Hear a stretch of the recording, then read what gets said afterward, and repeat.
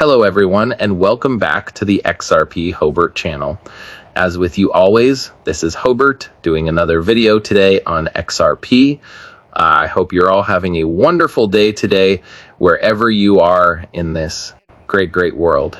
We're going to talk about XRP, and once again, this is the one-day chart. We're sitting here at $1.05.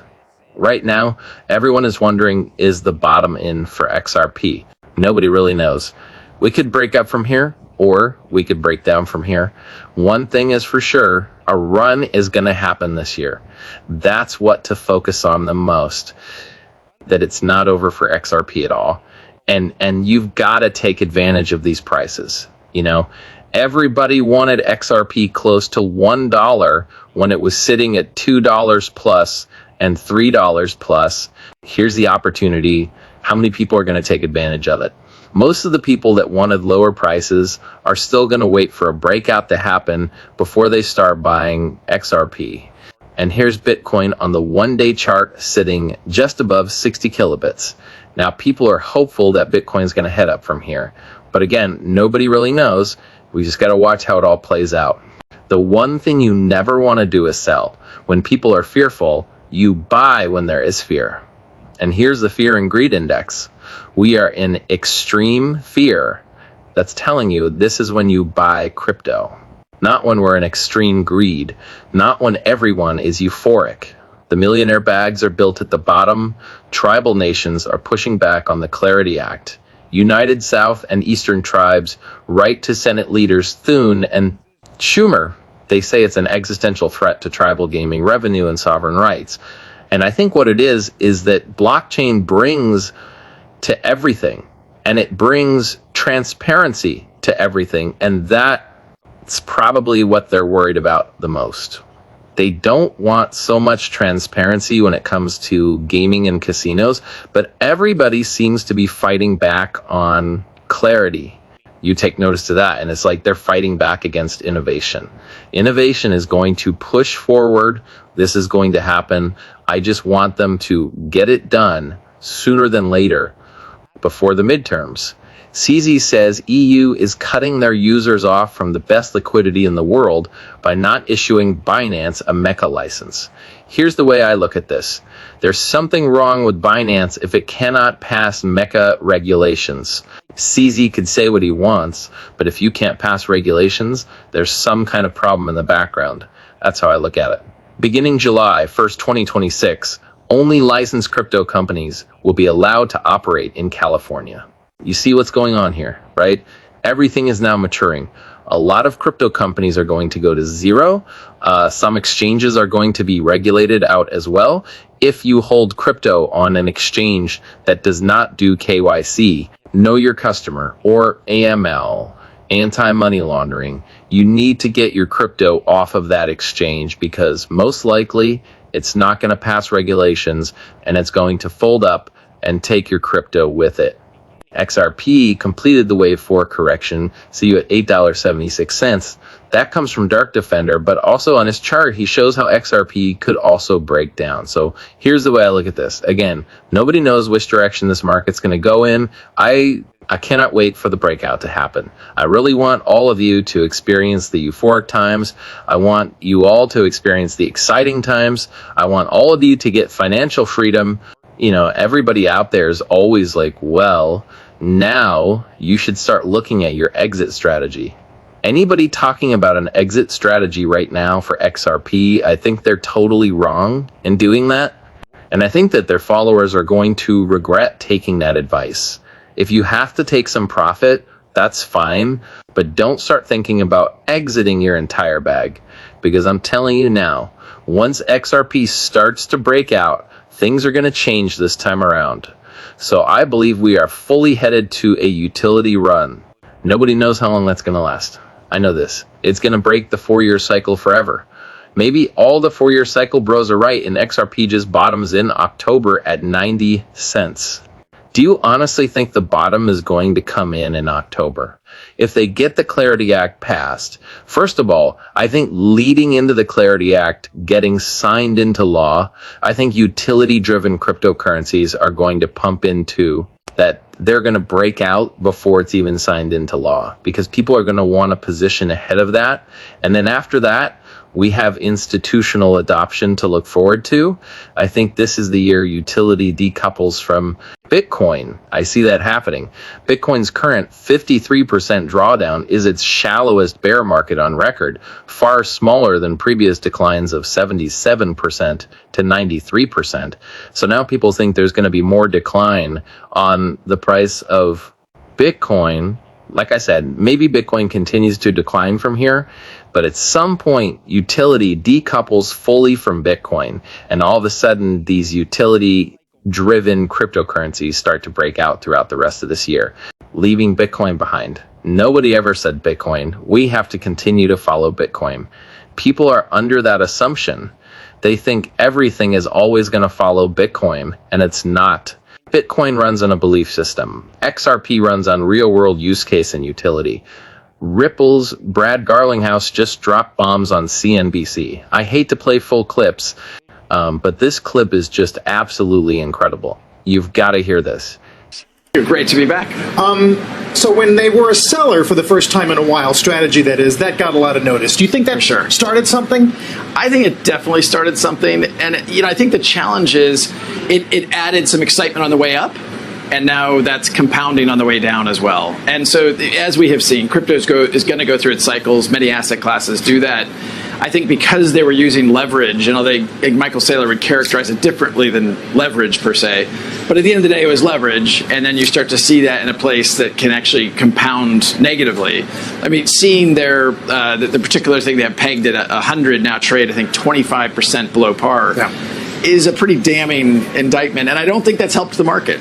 Yeah, a ticker, if the booth is wondering, that would be STRC, which we're watching closely. I mean, there's been a lot of ink spilled on how Saylor protects the preferred, protects the currency, and protects the equity. Do you think one should come first?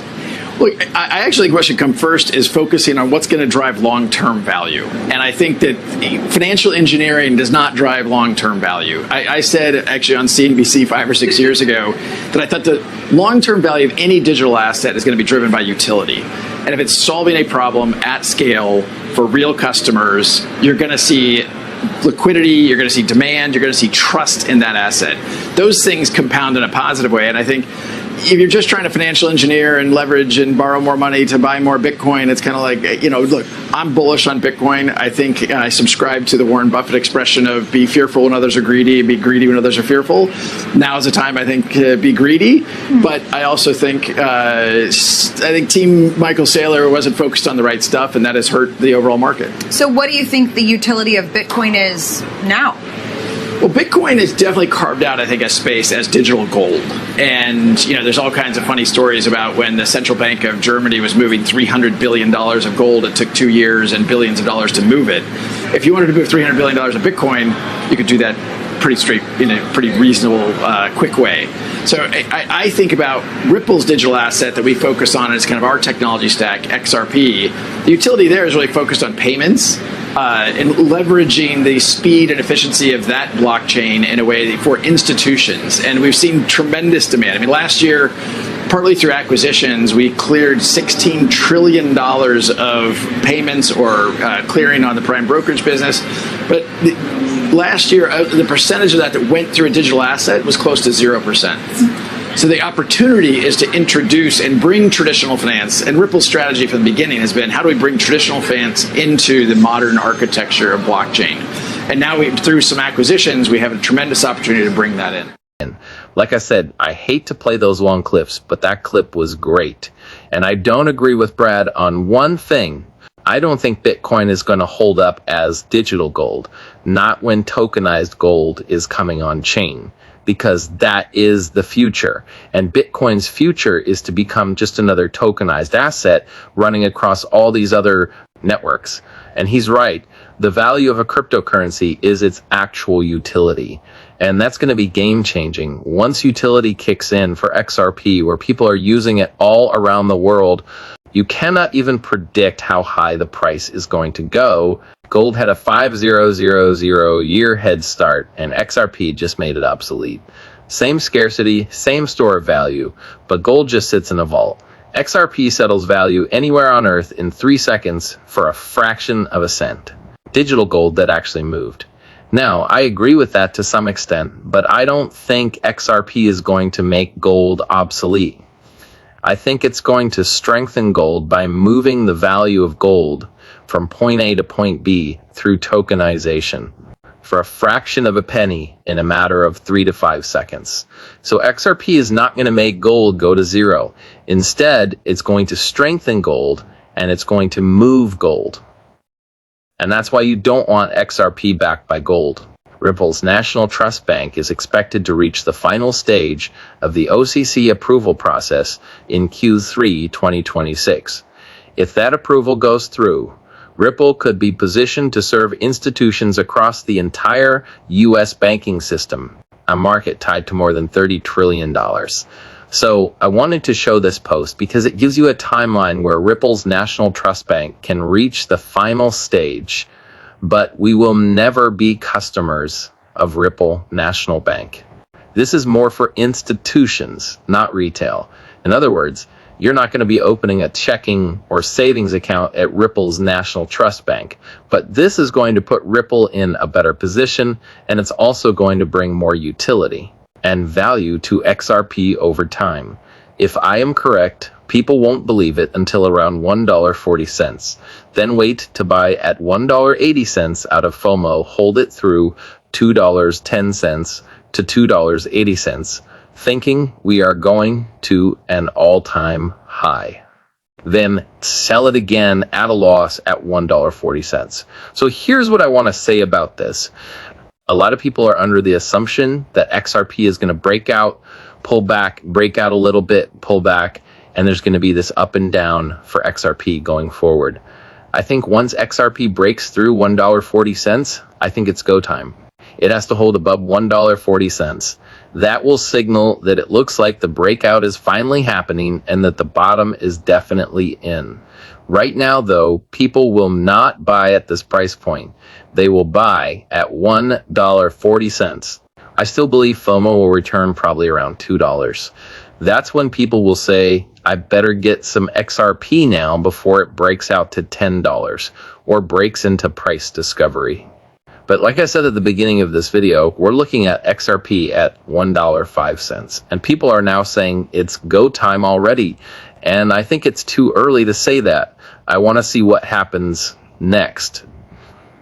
And I still have that buy order at 98 cents.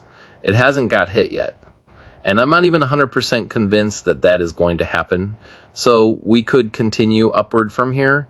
And I would love to see that as well, because I know a lot of you get frustrated when the price continues to drop. But a lot of people believe everybody is gone from crypto, but you're still here. I'm still here. A lot of new people are here. So I think more people are starting to get bullish now at these cheap prices. At least the smart money is coming in now at these cheap prices because they want to make sure they get the best return on their investment. And the time to get that is at the bottom. But until it all happens, stay patient, stay positive, and let's get rich together. With that said, I'm going to wrap up this video. I want to thank you all for watching. I appreciate all of you. I'll see you in the next one. Have a great night.